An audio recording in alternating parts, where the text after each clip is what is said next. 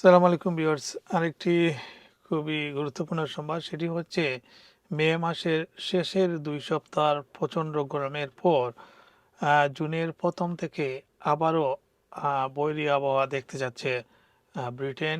Specially লন্ডনে বলা হয়েছে যে আগামীকাল সোমবার থেকে শুক্রবার আহ, ব্যাপক বৃষ্টির সম্ভাবনা রয়েছে।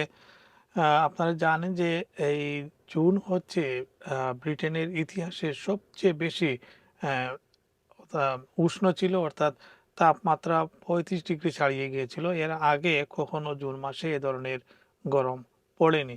তবে আগামী কাল সোমবার থেকে শুক্রবারের মধ্যে তাপমাত্রা অনেকটাই কমে আসবে।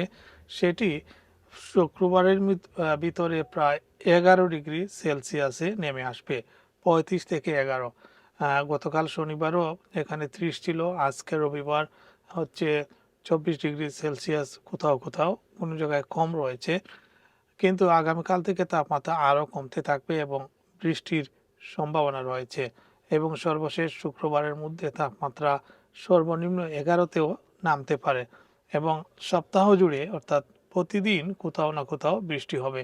এই সোমবারটি আজকে ইভিনিং স্ট্যান্ডার্ডে এসেছে এবং সেখানে বলা হয়েছে যে আগামী সপ্তাহে চলমান তাপপ্রবাহের অবসান ঘটবে, তাপমাত্রা স্বাভাবিক অবস্থার কাছাকাছি নেমে আসবে।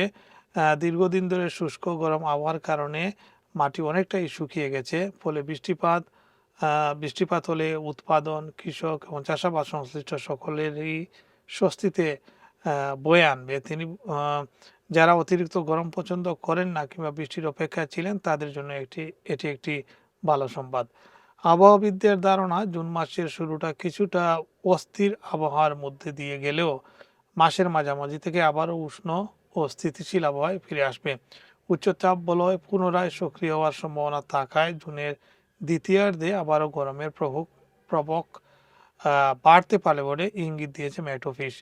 এদিকে চলমান তাপপ্রবাহের সময় যুক্তরাজ্যে পানি সংক্রান্ত দুর্ঘটনায় প্রাণহানির ঘটনা বেড়েছে। অর্থাৎ আপনারা জানেন যে তীব্র গরমে অনেক শিশু কিশোর স্থানীয় জলাশয়, লেক বা নদীতে আহ, আহ, পুকুরে গিয়ে তারা সুইমিং বা সাঁতার কাটতে গিয়ে 11 জনের মৃত্যু হয়েছিল। আজকে আরও একজনের মৃত্যু হয়েছে, অর্থাৎ টোটাল 12 জনের মৃত্যু হয়েছে শুধু পানিতে পড়ে। যারা বাচ্চাদের নিয়ে খোলা জলাশয়ে সুইমিংয়ে বা আপনার নদীর তীরে বা নদীতে বা লেকে আপনারা যান, একটু সতর্ক থাকবেন বাচ্চারা সুইমিংয়ে গিয়ে যাতে বিপদে না পড়ে।